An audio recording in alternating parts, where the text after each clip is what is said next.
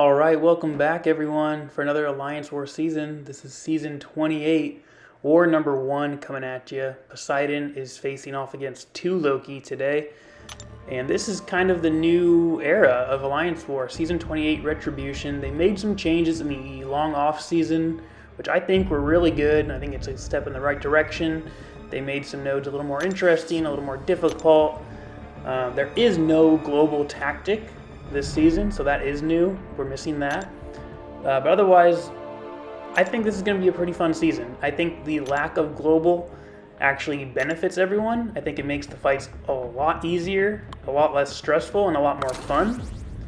So I think it'll be a good season, but I'm really excited to get into it. The long off season was very relaxing and I think much needed, but I am glad it's back. So with all that said, let's look at the attack team today. Nick Fury, Dr. Doom, and Magneto House of X. Magneto just for those pre-fights pretty much. We're not using him for any of our fights.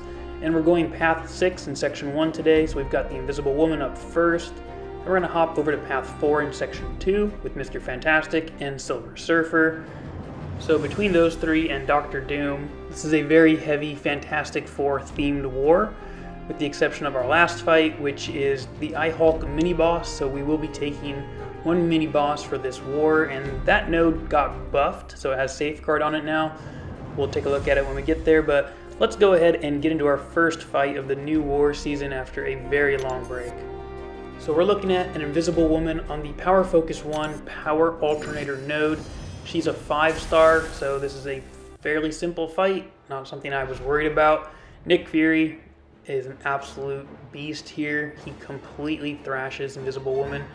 The placement, I don't think it makes a whole lot of sense. I don't really think it matters which special she's throwing, and you can freely throw specials against her as well. So we're just going to try to avoid Power Alternator stealing our power at any point. So we're just going to throw special ones all day pretty much.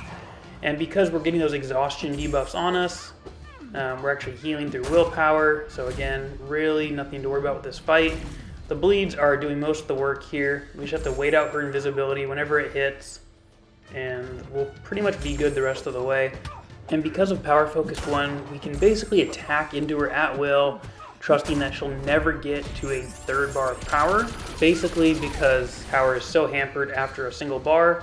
And you can see I actually get tagged here by the special 1, but it's a pretty weak special. It doesn't do a lot of damage.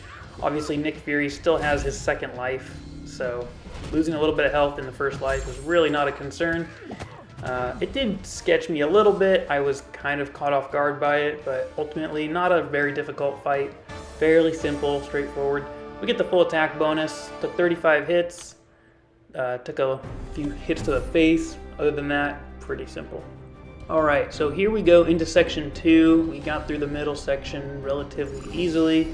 And in Section 2, we've got a Mr. Fantastic. He's a 6-star at rank 2. We'll show you the boosts we have. And this node got buffed too. So Steady Build-Up Unblockable and Special Burst Lockdown 3. So this is really important. Special Burst Lockdown 3 is going to apply 2 debuffs to you upon the defender throwing a special attack, a heal block, and an armor break. And that's 2 debuffs. One more, and the defender will go unblockable. And this is great interaction for Mr. Fantastic because his special 1 is always going to apply a debuff to you. Or if you throw a special, you're going to get a debuff applied to you as well. So you can see it right there. There's the interaction. 3 debuffs, which means he is unblockable until they all fall off. And because they are debuffs, he's more likely to evade an attack whenever you go in and hit him. So even if you tried to intercept, there's a good chance he'll evade the attack. Very difficult interaction. You can see it again right here. There's the unblockable. 3 debuffs on us. We're going to throw a special 2 right here. Fortunately, he doesn't evade it. Knocking him down with Nick Fury gets rid of all of the debuffs we have on us, which is why Nick Fury is still a great counter here. However, if you don't use Nick Fury and if you get some really bad RNG with his evades, this can be an absolutely nightmarish matchup. So the node is a lot stronger here for Mr. Fantastic or Invisible Woman, I think. Fortunately, we get out of the fight with a full attack bonus, but that was kind of how I thought the interaction would go, and it is much more challenging than it previously was. So really, any defender who applies debuffs look out on that node. That can be very difficult. I can see Hulkbuster being difficult there with the shock debuffs and his special 1. I can see Silver Surfer being difficult there as well, but let's go ahead and move on. Silver Surfer, steady build-up unblockable, crumbling armor, and a heal block debuff. So you are no longer able to heal from these nodes through Willpower Mastery whenever you get the debuffs applied. So again, I think it's good placement for Silver Surfer. It makes sense because you're always going to have that one debuff on you, the heal block. If you run Suicides, this kind of screws over any Suicide runner, like Captain Marvel movie or Corvus. I think it makes it a lot more challenging for anyone running Suicides on this path now, because you're going to have an extra debuff applied to you at all times, and you have to be very careful never to get 3 on you, otherwise they're unblockable for the entire fight, unless you have someone who can get rid of that debuff like Nick Fury. But Dr. Doom is a very safe matchup here because Silver Surfer's debuffs that he may apply are armor breaks.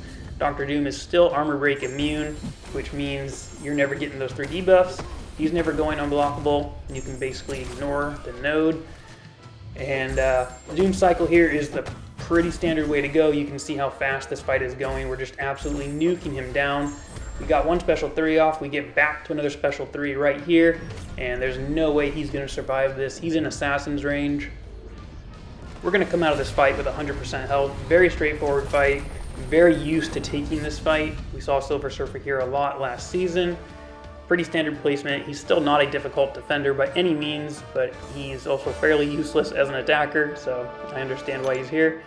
56 hits, full attack bonus, and that clears Section 1 and Section 2 for us with no deaths. So that's going to go ahead and bring us to our final fight of the war, which is an Immortal Halt on Mini-Boss Island. And this dude is beefy. 330,000 hit points as a 6-star at rank 3. He's on the Recovery, Indomitable, Safeguard, Vigorous Assault, True Focus node. So the differences here are the True Focus and the Safeguard, which really makes this fight drag on. So I get the placement, it makes sense. It prevents him from losing more than 1% health from a single source. I mean, for 330,000 hit points, this is going to take a long time. You can no longer use someone who is a massive damage dealer here because that damage is going to be capped. Fortunately, the 1% health loss prevention doesn't really apply to passive bleeds, so the bleeds are still going to be ticking for a good amount. Our regular basic attacks and specials are just not going to be doing as much. And we applied the White Magneto Guidance boost here because we actually had an extra one. We didn't need it by any means, but I figured we might as well go with the boost in attack and the passive stun just to make sure everything goes as well as it can. We're going to use the other Magneto pre-fights for another mini-boss and the main boss. And the strategy with this fight is just to bait out special ones all day long. It's super easy to evade. There is a bug in the game right now, as everyone knows. The parry and dexterity seem to be a little off.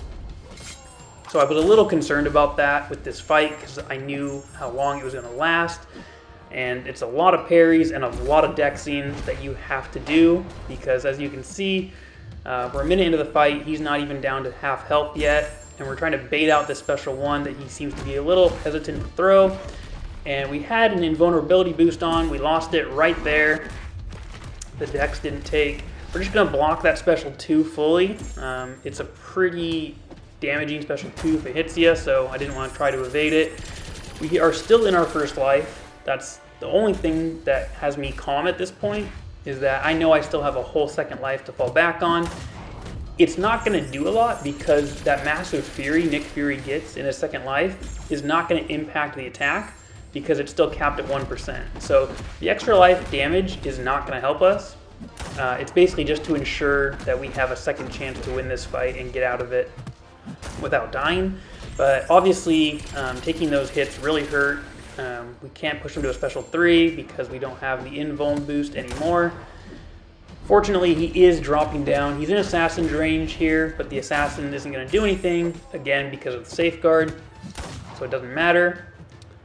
What we want is to kill him with some bleeds on him so that he will not go into his Immortal Hulk phase, regen, and survive. So he doesn't. We take him down right there. Not a smooth fight. I took a few shots.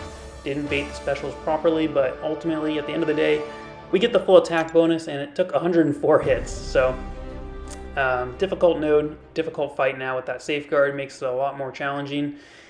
Check out the results. I didn't grab a snapshot of BG3, but we only died 2 times. So this is our performance as a whole. We got the win. Always nice to start the season off with a win. Our defense got 37 kills. We died 21 times, which is much higher than we died most of last season, even though it was a shorter season. Still, 21 deaths is a lot, so not a great performance by us, but good enough. Hats off to 2 Loki. They cleared the map. I think they fought really well, but our defense did very well, so that was nice to see for the first war of the season. So, hope you enjoyed the video. If you did, drop a like, subscribe if you want to see more, and we'll be sure to catch you with the rest of this season war videos. Thanks, y'all. See you soon.